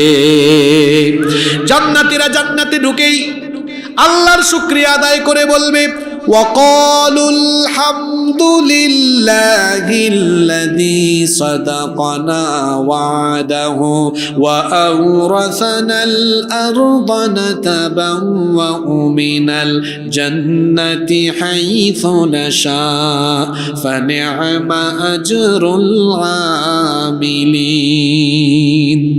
বলবে আল্লাহ সব প্রশংসা তোমার, এত বড় আশ্চর্যজনক জান্নাত আমাদেরকে দিয়েছো, আমাদের সাথে যে ওয়াদা করেছে সেই ওয়াদা পূরণ করে তুমি আমাদেরকে প্রতিশ্রুত জান্নাতের মালিক বানিয়ে দিয়েছো। সুবহানাল্লাহ পড়েন। জান্নাতীরা জান্নাতে ঢুকবে, মেহমানদারি কেমন হবে? এই যে আজকে আমার ভাইয়ের নাম কি জানি বলে গেলাম, এমদাদ ভাই, তাদের ঘরে তারা এত আয়োজন করেছে, কিন্তু আমার যে সাইজ দেখছেন আমি তো খাইতে পারি না। এই যে আপনাদের বাড়িতে মেহমান আসলাম, মেহমানদারি করলেন, আপনাদের বাসায় মেহমান আসে, মেহমানদারি করেন না আপনারা? করেন। জান্নাতীরা আল্লাহর মেহমান। কার মেহমান? আল্লাহ মেহমানদারি করবেন। প্রথম আইটেমটা, প্রথম মেনুটা কি হবে? প্রথম মেনু, প্রথম খাবার, প্রথম যে ডিশ বা আইটেমটা দেওয়া হবে সেটা হলো, আল্লাহর নবী বলেছেন জান্নাতীদেরকে সর্বপ্রথম মাছের কলিজা ভুনা করে তাদের সামনে রাখা হবে। কিসের কলিজা? এটা হবে জান্নাতীদের প্রথম খাবার। তবে ভাবিয়েন না খাবার দাবার কি কম কম থাকবে নাকি? শুরুতে দেখি একটা মাছের কলিজা ভুনা, না কম থাকবে না, সবই থাকবে। চিকেন থাকবে, সেখানে চিকেন থাকবে, বিফ থাকবে, মাটন থাকবে, বারবিকিউ ডিনার পার্টিও হবে। শুধু তাই নয়, ফিশ পার্টিও হবে।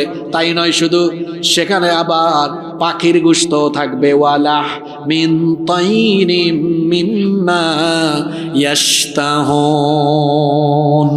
যে ধরনের পাখির গোশত বান্দা চাইবে, চাওয়া মাত্রই সামনে হাজির হয়ে যাবে। সুবহানাল্লাহ। দেখছেন মাছ মাংস পাখি এগুলো শুনে অনেকের জিহ্বা দিয়া পানি বেরোয়া শুরু হয়ে গেছে। সামনের গুলা শুনলে এরা কি করবে? এইরকম করে খাবার আর খাবার, ফ্রুটসও থাকবে, ফলমূলও থাকবে, লাহুম ফিহা ফাকিহাতুন ওয়া লাহুম মা ইয়াদউন। যে ধরনের ফলমূল চাইবে সে ধরনের ফলমূল চাওয়া মাত্র হাজির হয়ে যাবে। রেস্টুরেন্টে গেলে দেখবেন, চাঁপাইনবাবগঞ্জ রাজশাহীতে গেলে আপনি রেস্টুরেন্টে ঢুকলে দেখবেন খাবারের অর্ডার করলে সাথে সাথে পাওয়া যায় নাকি?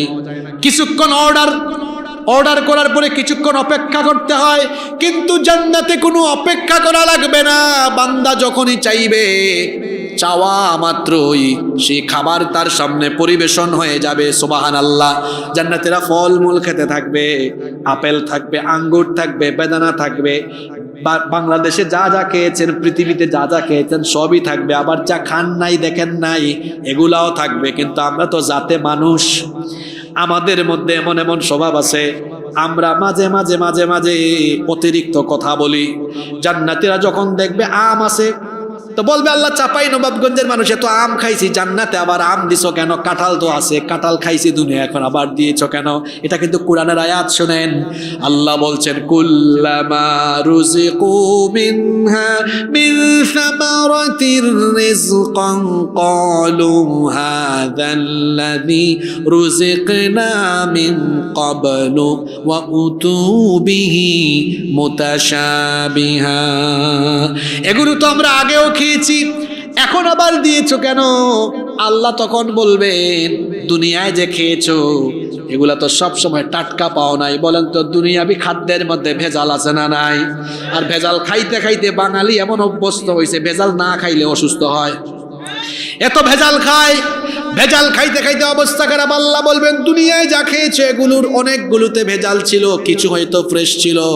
আর সবচেয়ে বড় কথা হলো, তুমি দুনিয়াতে যা খেয়েছো প্রতিটা খাদ্যে, প্রতিটা ফলের মধ্যে এক রকমের স্বাদ না দুই রকমের স্বাদ? আমের মধ্যে আমের স্বাদ, কাঁঠালের মধ্যে কাঁঠালের স্বাদ। কোনোদিন কি কাঁঠালের মধ্যে আমের স্বাদ পাইছেন নাকি? মাছের মধ্যে মাছের স্বাদ, গোশতের মধ্যে গোশতের স্বাদ। এইরকম করে এক একটা ফলে আমি এক এক রকমের স্বাদ দিয়েছি। কিন্তু বান্দারে শোনো, জান্নাতে যে ফলমূল আছে, এক নাম্বার কথা হলো এখানে কোনো ভেজাল নাই, ফ্রেশ আর টাটকা। আর দুই নাম্বার কথা হলো, দুনিয়ার প্রতিটা ফ্রুটসের মধ্যে, ফলের মধ্যে আমি আল্লাহ মাত্র একটা স্বাদ দিয়েছি। আর বেহেশতের প্রত্যেকটা আইটেম ফলের মধ্যে আমি আল্লাহ 70 রকমের স্বাদ দিয়ে দিয়েছি। কত রকমের? এই রকম করে জান্নাতীরা জান্নাতে খাবার দাবারের নিয়ামতে থাকবে। শুধু তাই নয়, ওয়াসাকাহুম রাব্বুহুম শারাবান তাহুরা, পবিত্র পানীয় দেওয়া হবে। 4 রকমের ঝর্ণাধারা একসাথে বহমান হয়ে থাকবে। আল্লাহ বলেছেন, মাতালুল জান্নাতিল্লাতী ওয়াইদাল মুত্তাকুন, মুত্তাকিদের জন্য যে জান্নাতের ওয়াদা করা হয়েছে সেটার উপমা হলো এমন। আল্লাহ বলেছেন, ফিহা আনহারুম মিন মাইন গায়রি আসিন, সুমিষ্ট স্বচ্ছ পানির ঝর্ণাধারা বহমান থাকবে। 1-2 লিটার পানি নয়, একেবারে স্বচ্ছ সুপীয় পানির ঝর্ণাধারা আল্লাহ বহমান করে দিবেন। সুবহানাল্লাহ। শুধু তাই নয়, ওয়া আনহারুম মিন লাবানিল লাম ইয়াতাগায়্যার তা'আমুহু, শুধু তাই নয়, এমন দুধ যে দুধের স্বাদ কখনো নষ্ট হয় না, পরিবর্তন হয় না, এমন দুধের ঝরনা বহমান করে দেওয়া হবে। আচ্ছা আপনারা বলেন তো, আপনার বাড়িতে যদি গাভী থাকে, দুধ দোহন করে আজকে রাখেন, কালকে বা পরের দিন কি দুধ থাকবে নাকি? দুধ থেকে কি হয়? কি হয়? দধিও তো হয়, ঘি হয়, হয় কি হয় না? দুধ আর দুধ থাকে না, সময় গেলে এটা ঘি হয়ে যায়। সময়ের পরিবর্তনের সাথে সাথে দুধ এক সময় দই হয়ে যায়। কিন্তু আল্লাহ বলেছেন, এমন এক দুধের ঝরনা জান্নাতীদের জন্য বহমান করব, দুধ দুধই থাকবে, স্বাদ কখনো পরিবর্তন হবে না। সুবহানাল্লাহ। 3 নম্বরে আল্লাহ বলেছেন, ওয়া আনহারুম মিন খামরিল লাযযাতিল লিশশারিবিন, মদের ঝরনাও বহমান থাকবে। বলবেন হুজুর এটা কি কইলেন? মদ তো জানি আমরা হারাম। দুনিয়ার মদ এগুলা হারাম, কারণ এগুলা পান করলে মানুষের সেন্স ঠিক থাকে না, বউরে গিয়া মা ডাকে, সেন্সলেস হয়ে যায়, তার মাথা ঠিক থাকে না। কিন্তু জান্নাতে সেই শরাবের ভেতরে অপবিত্র কিছু থাকবে না। আল্লাহ বলেছেন লা ফিহা গাউলু ওয়ালা হুম ইউনজাকুন, আল্লাহ বলেছেন সেই পানীয়ের ভেতরে কোনো ধরনের এমন কিছু থাকবে না যেটা পান করলে পরে সেন্স বিলুপ্ত হয়, এমন কিছুই থাকবে না, বরং এটা পান করলে, গ্রহণ করলে পরে শারীরিক শক্তি আরো বহু গুণে আল্লাহ বাড়িয়ে দিবেন। এরপরে 4 নম্বর হলো আল্লাহ বলেছেন ওয়া আনহারুম মিন আসালিম মুসাফফা, স্বচ্ছ সুমিষ্ট মধুর ঝর্ণা দ্বারা বহমান করা হবে। কুরআনের অন্যান্য আয়াতে এসেছে আদা মিশ্রিত, জঞ্জাবিলা আদা মিশ্রিত, আদার ফ্লেভারের, কর্পূরের ফ্লেভারের এমন মিশ্রণযুক্ত শরাব আল্লাহ দিবেন। বিভিন্ন ধরনের ড্রিঙ্কস থাকবে, শরাব থাকবে, পানীয় থাকবে। জান্নাতীদেরকে সকাল সন্ধ্যা এগুলো সার্ভ করা হবে, প্রোভাইড করা হবে। ওয়ালাহুম রিজকুহুম ফিহা বুকরাতাও ওয়া আশিয়া, সকাল সন্ধ্যা এই রিজিক তাদেরকে দেওয়া হবে। ইন্না হাযা লারিজকুনা মা লাহু মিন নাফাদ, এই রিজিক কখনো ফুরাবে না, কখনো শেষ হবে না। এই যে জান্নাতীরা এত খাবার আর পানীয় পান করবে, গ্রহণ করবে, আশ্চর্যের কথা হলো তাদের টয়লেটের দরকার হবে না, পেশাব পায়খানার দরকার হবে না। আমরা খাবার দাবার খাইলে পেশাব পায়খানার দরকার আছে না নাই? কিন্তু জান্নাতীদের পেশাব পায়খানার দরকার হবে না। আপনারা মনে মনে ভাবতে পারেন হুজুর আল্লাহ তো এখানে কাম একটা করেই রাখছেন, পেশাব পায়খানা হবে না, তার মানে সবাই যেন কম কম খাইতে পারে, হজম হবে, এগুলা কেমনে? আল্লাহর নবী বলেছেন জান্নাতীদের মুখে থুতু জমবে না, নাকের মধ্যে ময়লা হবে না, এবং পেশাব পায়খানার দরকার হবে। জান্নাত তো পবিত্র জায়গা, টয়লেট সেখানে থাকলে তো জায়গাটা নাপাক হতে পারে। এজন্য আল্লাহর নবী বলেছেন জান্নাতীরা খাবার দাবার পানীয় গ্রহণ করলে পরে একটা ঢেকুর দিবে, ঢেকুরের মাধ্যমে খাবার হজম হবে, আর কোনো দুর্গন্ধ বের না হয়ে সুগন্ধ, মেশকের সুগন্ধ বের হতে থাকবে। এই যে জান্নাতে এত এত নেয়ামত, নেয়ামতের তো অভাব নাই। তবে জান্নাতে কিন্তু আবার 3টা জিনিস নাই। কথা বুঝে থাকলে বলেন জান্নাতে কয়টা জিনিস নাই? 3টা জিনিস জান্নাতে নাই। বলবেন হুজুর জান্নাত তো প্রাপ্তির জায়গা, সেখানে নাই আবার কি? 3টা জিনিস জান্নাতে নাই। এর মধ্যে একটা হলো, 1 নম্বর হলো জান্নাতের ভেতরে মাথা ব্যথা, পেট ব্যথা, শরীর ব্যথা, ডায়াবেটিক্স, ক্যান্সার, আলসার, গ্যাস্ট্রিক, বিভিন্ন যে রোগ আছে, জান্নাতের মধ্যে কোনো রোগ বালাই থাকবে। জান্নাতে যারা যাবে চিরকাল তারা সুস্থ জীবন লাভ করবে। জান্নাতে কোনো অসুস্থতা থাকবে না, রোগ বালাই থাকবে না। 1 নাম্বার জানলাম আমরা জান্নাতের ভেতরে কোনো রোগ বালাই নাই। 2 নাম্বার হলো জান্নাতের ভেতরে কোনো বার্ধক্য নাই। কোনো বুড়া মানুষ, বয়স্ক মানুষ জান্নাতে যাবে না। এখানে বয়স্ক বাবারা হয়তো মনে মনে ভাবছেন বয়স্ক মানুষ যদি জান্নাতে না যায় আমাদের অবস্থা কেমন হবে? আল্লাহর নবী বলেছেন যে বয়সেরই মানুষ হোক না কেন, জান্নাতে যখন সে ঢুকবে তখন আল্লাহ সকল জান্নাতীদেরকে 30 বছরের ভরা যৌবন দিয়ে জান্নাতে ঢুকাবেন। কোনোদিন বুড়া আর হবে না, চিরকাল জোয়ান, চিরকাল যুবক থাকবে। সুবহানাল্লাহ পড়বেন না? কয়টা জিনিস জান্নাতে নাই? 3টা। জোরে বলেন কয়টা? 1 নাম্বার অসুস্থতা নাই। 2 নাম্বার জান্নাতের মধ্যে কোনো বার্ধক্য নাই।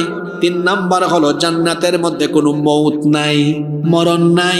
মরণ তো একবার হবে, সেটা কোন জায়গায়? দুনিয়াতে হবে। জান্নাতে যাওয়ার পরে আর মরণ হবে না, আমরণ আজীবন জান্নাতের সুখ শান্তি জান্নাতি বান্দারা উপভোগ করতে থাকবে। জান্নাতে আল্লাহ এত এত নেয়ামত দিবেন, কিন্তু আল্লাহ জান্নাতীদেরকে জিজ্ঞেস করবেন আচ্ছা এই যে তোমাদেরকে এত নেয়ামত দিয়েছে, কত নেয়ামত সব তো বলতেও পারি না এই সময়ের কারণে। হুর আছে জান্নাতীদের জন্য, হুর।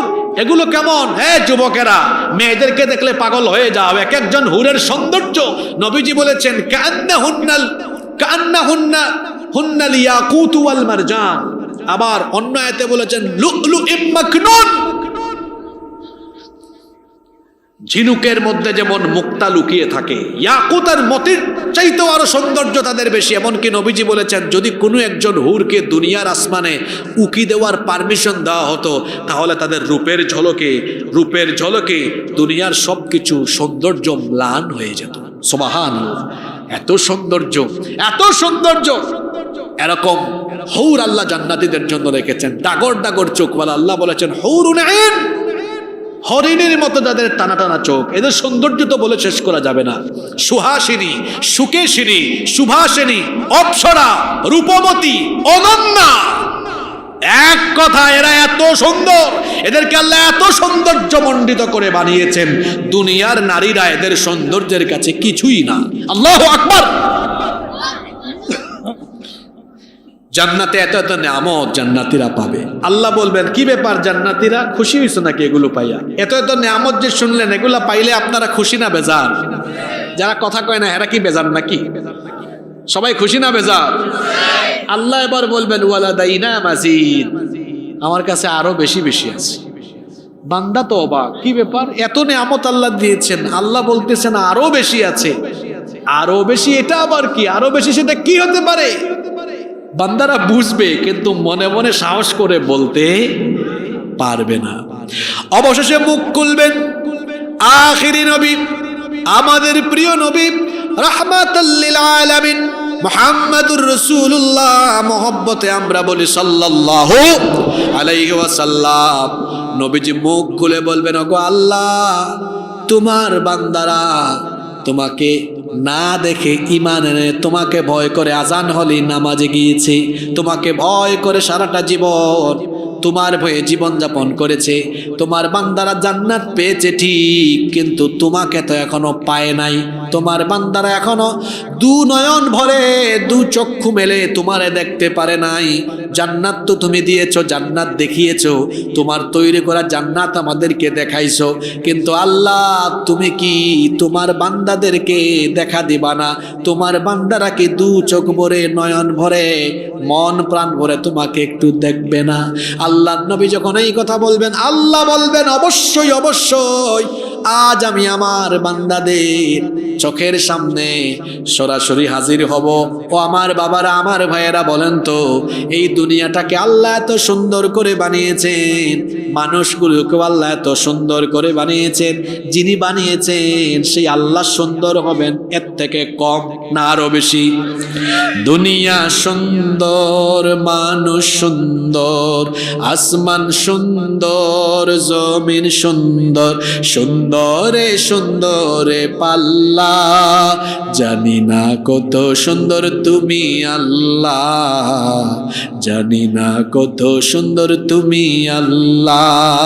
দুনিয়া সুন্দর, মানুষ সুন্দর, আসমান সুন্দর, জমিন সুন্দর, সুন্দরে সুন্দরে পাল্লা, জানি না কত সুন্দর তুমি আল্লাহ, জানি না কত সুন্দর তুমি আল্লাহ। সুবহানাল্লাহ পড়েন।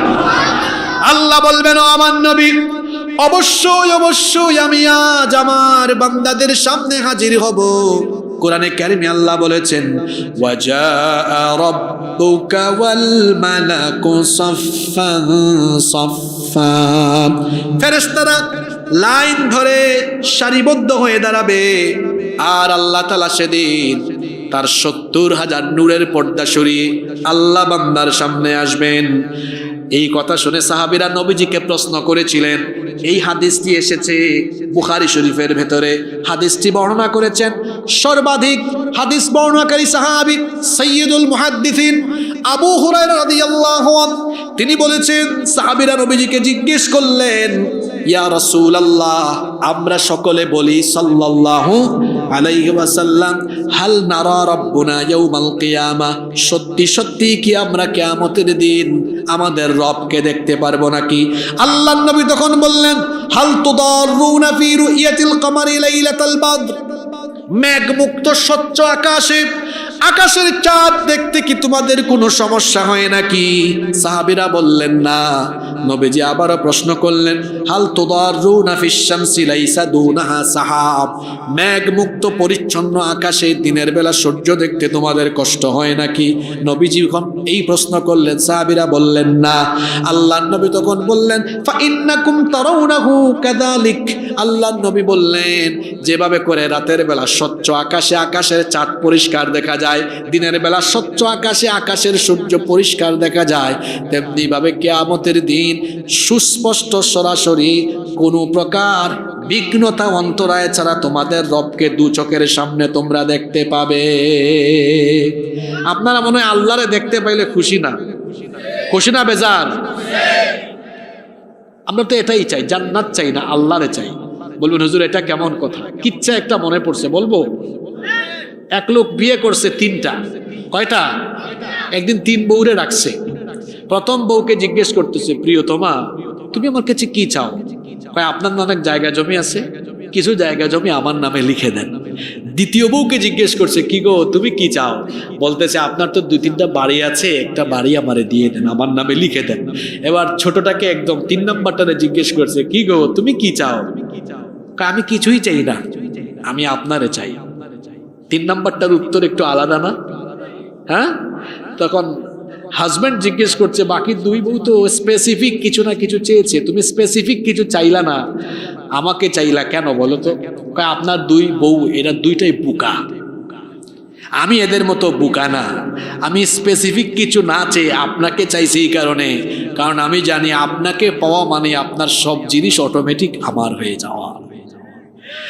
আমরা জান্নাত এটা আমরা মন থেকে চাই, ঠিক আছে, কিন্তু আমরা আল্লাহর দিদার চাই, কারণ আল্লাহকে পেলে আল্লাহর সব অটোমেটিক আমার হয়ে যাবে। সুবহানাল্লাহ বলবেন না? আরে সেই অনুষ্ঠান, সেদিন একটা অনুষ্ঠান হবে, বিরাট এক অনুষ্ঠান, জান্নাতীদেরকে নিয়ে অনুষ্ঠানটা হবে, আর কেউ সেই অনুষ্ঠানে থাকবে না। সেই দিন আল্লাহ জান্নাতীদেরকে নিয়ে একটা অনুষ্ঠান করবেন। এই অনুষ্ঠানে আল্লাহ জান্নাতীদের সামনে সরাসরি চলে আসবেন, আল্লাহর 70,000 নূরের পর্দা সরে যাবে। আল্লাহু আকবার, সবকিছু এত সুন্দর, দুনিয়াটা কত সুন্দর, একটু চাপাই থেকে বের হয়ে দেখেন না, এত সুন্দর করে আল্লাহ বানিয়েছে, এত চমৎকার, এত সুন্দর। সফর করলে জন্য অনেক কিছু দেখা যায়, আল্লাহর বরত্ব, বিরাটত্ব অনুভব করা যায়। আপনি যত বেশি ঘুরবেন দুনিয়া দেখবেন। কিতাবি ইলম যেমন দরকার, আমাদের উস্তাদরা বলতেন কিতাবি ইলমের পাশাপাশি সফরের জ্ঞান তোমাকে সমৃদ্ধ করবে। তার কারণ হলো সফরের কারণে বিভিন্ন ভাষা, সংস্কৃতি, কালচার, বিভিন্ন সৌন্দর্য, সৃষ্টির সৌন্দর্য তোমাকে সমৃদ্ধ করবে। আসলেই তাই। আপনি যখন সফর করবেন, আমার বাড়ি সিলেটে, আচ্ছা বলেন তো সিলেটের কালচার আর চাপাইয়ের কালচার কি একরকম নাকি? ভাষা তো একরকম না। আপনাদের ভাষাটা কত সুন্দর, কেমন আছেন, ভালো আছেন, দেখা হবে ইনশাআল্লাহ, তাই না? কি সুন্দর জিজ্ঞেস করেছে আমি আসার পরে, কেমন আছেন গো, কত মায়া, সুন্দর ভাষা। আবার আমাদের সিলেটে গেলে এত বড় সাংঘাতিক ভাষা, বুঝবেন না কিছুই। আপনি সিলেট কে কে গিয়েছেন দেখি হাত তোলেন তো। মাশাআল্লাহ, কি ব্যাপার, আপনারা এত এত মানুষ সিলেট গিয়েছেন কেমনে? আত্মীয়তা আছে নাকি আপনাদের? আপনিও গিয়েছেন না? দেখছেন ভাষা কেমন, সালাম দিবে, আপনাকে জিজ্ঞেস করবে কিতা খবর ভাই সাহেব, ভালো আছেন? আউকা খাউকা বউকা যাউকা, কিছুই বোঝা যায় না। একদিকে বাংলা ভাষা সিলেটে সাংঘাতিক অবস্থা, অন্যদিকে চিটাঙে আরো খারাপ অবস্থা। বাংলা ভাষা আহত সিলেটে, নিহত চট্টগ্রামে। আবার অনেকে বলে আহত সিলেটে, নিহত চট্টগ্রামে। যাই হোক, কোনো একটা আমি ধরে নিলাম। এই সিলেটে আউকা খাউকা বউকা যাউকা। এই যে ছেলেদেরকে বলে ফুয়া, মেয়েদেরকে বলে ফুরি। কি বলে? ফুয়া আর ফুরি। আবার চট্টগ্রামে বলে মাইয়া ফুয়া, মরদ ফুয়া। পুরুষ মানুষকে, ছেলেদেরকে বলে মরদ ফুয়া, আর মেয়েদেরকে কি বলে? মাইয়া ফুয়া। আর তো আপনি কেমন আছেন জিজ্ঞেস করো, বাজি কেন আছো, গম আছো নি? এই যে আপনি সফর করলে বিভিন্ন কালচারের, বিভিন্ন ভাষার, বিভিন্ন মানুষের সাথে মিশবেন, অনেক জ্ঞান, অনেক অভিজ্ঞতা আপনার অভিজ্ঞতার ঝুড়িতে আপনাকে সমৃদ্ধ করবে। এজন্য সুযোগ পেলে সফর করবেন, ঘুরবেন। বিয়ে শাদী করেছেন, বউকে নিয়ে সপ্তাহে ছুটির দিনে একটু বেরোবেন। দূরে যেতে না পারেন, কাছাকাছি কোথাও যান, সামর্থ্য থাকলে দূরে যান, সামর্থ্য থাকলে দেশের বাইরে যান, ঘুরেন, সফর করেন। শোনেন, বুদ্ধিমানেরা পয়সা জমায় না, বুদ্ধিমানেরা সেটা শরীরকে দেয়, দান করে, অন্যদিকে সুযোগ পেলে ঘুরে ঘুরে আল্লাহর সৃষ্টি দেখে। আর সবচেয়ে বুকাশুকারা সম্পদকে জমায় রাখে। সম্পদ তো জমাবেন না, কারণ সম্পদ জমায় বুকারা। অনেকে আছে খায়ও না ঠিক মতো, খালি জমায়, এমন মানুষ আছে না? দেখবেন খুব কিপটা এমন কৃপণ খায় না। এ ভাই, তুমি না খাইয়া যে শরীরটারে কষ্ট দিচ্ছ, যে সম্পদ জমাইতেছ, এই সম্পদ দেখবা শেষ বয়সে শরীর ঠিক রাখতে চিকিৎসার জন্য খরচ হয়ে হয়ে সব সম্পদ শেষ হয়ে যাবে। এই জন্য আবার টাকা খরচ করতে করতে অপচয় করবেন না। অনেক আছে খুব অপচয় করে, খাইতে খাইতে আবার শেষ হয়ে যায়। মানুষ শুধুমাত্র খাইলে মরে, মানুষ না খাইলে মরে না, এটা মনে রাখবেন। খাইলে মানুষ মরে, খাইলে মানুষ মরে মানে অতিরিক্ত খাবার দাবার, এটা ঠিক নয়। অনেক আছে খাইতে খাইতে খাওয়ার টাইমে আবার লুঙ্গি বা পায়জামা একটু লুজ করে, গলা পর্যন্ত খায়। এটা কি রসুলের সুন্নাহ হইল নাকি? জোরে বলেন। রসুলের তরিকা মানলে কোনোদিন পেট বড় হবে না। এক ভাগ পেটের খালি রাখবেন, একটু ক্ষুধা যেন থাকে না। খাইতে খাইতে পরে নিঃশ্বাস ফেলতে পারে না, এমনে পড়ে থাকে, শ্বাস আসেও না যায়ও না। তোরে এত খাবার খাইতে কে বলছে? প্রত্যেক নবীদের বুক ছিল উঁচা, বুকের চেয়ে পেট ছিল নিচা, তারা ছিলেন সুঠামদেহী। কারণ খাবার দাবার এবং সুশৃঙ্খল জীবনযাপন তাদের মধ্যে ছিল। আমাদের অনেকের মধ্যে শৃঙ্খলা নাই, খাদ্যাভ্যাস ঠিক নাই, তারপরে শৃঙ্খলা নাই, জীবনযাপন ঠিক নাই, অপরিচ্ছন্ন নোংরা জীবনযাপন করে, খাবার দাবারে ব্যালেন্স নাই, খাইতে খাইতে খাইতে খাইতে শেষ। খাবার দাবার খাদ্যাভ্যাস ঠিক করতে হবে, জীবনযাপনে ভারসাম্য নিয়ে আসতে হবে, জীবনযাপনে ভারসাম্য নিয়ে আসতে হবে। এত বেশি খাইতে খাইতে শেষ হয়ে যায়। 40 বছর পর্যন্ত খাবার দাবার যা খান খান ঠিক আছে, কিন্তু এরপরে আস্তে আস্তে সব কন্ট্রোলে নিয়ে আসিয়েন, নইলে অবস্থা খারাপ হয়ে যাবে। অনেক যুবকের আছে, এরা রাত 3টা 4টা পর্যন্ত মোবাইলে তাহাজ্জুদ পড়ে। কথা বুঝেন নাই? খালি মোবাইল চালায়। কি আব্বাজানরা বলেন তো, আমার আব্বাজানরা ঠিক আছে না? কথা এক একটা চেহারা দেখছেন, গাল ভাঙা গেছে একদম।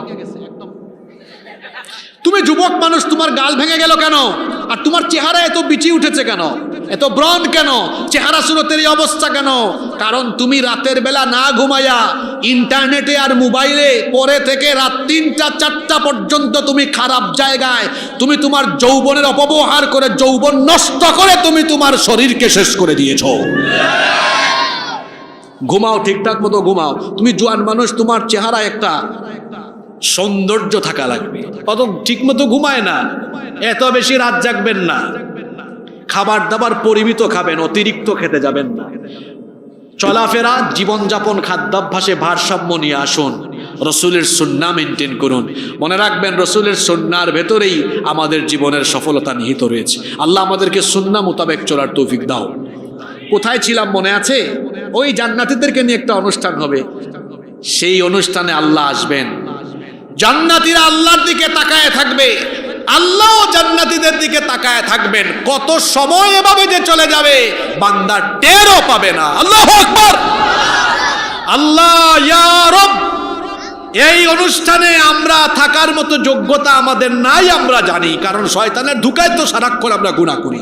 আল্লাহ তুমি দয়া করে ওই অনুষ্ঠানে যদি বসার কোনো সিটও না পাই, কুনায় কানায় যেন দাঁড়ায়া থাকার চান্সটা অন্তত পাই। আল্লাহ ওই অনুষ্ঠানে থাকার সুযোগ আমাদেরকে করে দিও, বলে না আমিন। আমিন তো কইলেন, কিন্তু ওই অনুষ্ঠানে থাকার জন্য এই যে জান্নাত আর জাহান্নামের ব্যাপারে তো আলোচনা শুনলাম। মনে রাখবেন, পথ কিন্তু দুইটাই। দুনিয়াতে পথ কয়টা? একটা জান্নাতের, আরেকটা জাহান্নামের। জান্নাতের পথ আর জাহান্নামের পথ কি সমান? জান্নাতের পথের পথিকরা নামাজ ছাড়ে না, আব্বা আম্মার সাথে বেয়াদবি করে না, মা বাবার হক, স্বামী স্ত্রীর হক, প্রতিবেশীর হক, মানুষের হক নষ্ট করে না, হালাল পন্থায় উপার্জন করে, হালাল রিজিক খায়, হারাম খায় না, সুদ খায় না, ঘুষ খায় না, চুরি করে না, ডাকাতি করে না, এক কথায় মানুষের হক নষ্ট করে না। জান্নাতীদের পথ হলো কুরআনের পথ, হাদিসের পথ, রসুলের পথ, সুন্নাহর পথ। আর জাহান্নামীদের পথ হলো শয়তানের পথ। জাহান্নামীদের পথ কার পথ? এই পথে নামাজ নাই, এই পথে ইসলাম নাই, কুরআন নাই, দিন নাই, হালাল নাই, এই পথে আছে শুধু হারাম, পাপ আর গুনাহ। ওই পথ থেকে ফিরে এসে তওবা করে জান্নাতের পথে অগ্রসর হতে কারা কারা রাজি আছেন? 2 হাত তুলে আল্লাহকে দেখান। আল্লাহ আপনাদের হাতগুলো কবুল করেন। তাহলে ওয়াদা করেন তো, আজকে থেকে নামাজ ছাড়বেন না। কারা কারা নামাজ ছাড়বেন হাত তুলেন, তাড়াতাড়ি নামান। কারা কারা নামাজ ছাড়বেন হাত তুলেন। সবাই না, দেখেন হাত তুলছে একজন, তালে তালে বেতাল হয়ে গেছে। নামাজ আমরা আদায় করব, সবাই রাজি আছেন? দেখে হাত তুলে আল্লাহকে দেখান তো। মনে রাখবেন, সালাত ছাড়া মুক্তির কোনো উপায় নাই। সালাতের হিসাব কিয়ামতের দিন সবার আগে। এই সালাত আমরা ছাড়বো না। রাজি আছেন? আব্বা আম্মার খেদমত করবেন, মানুষের হক আমরা নষ্ট করব না ইনশাআল্লাহ। কোরআন সুন্নাহ মোতাবেক আমরা জীবন যাপন করব। আল্লাহ সবাইকে তৌফিক দান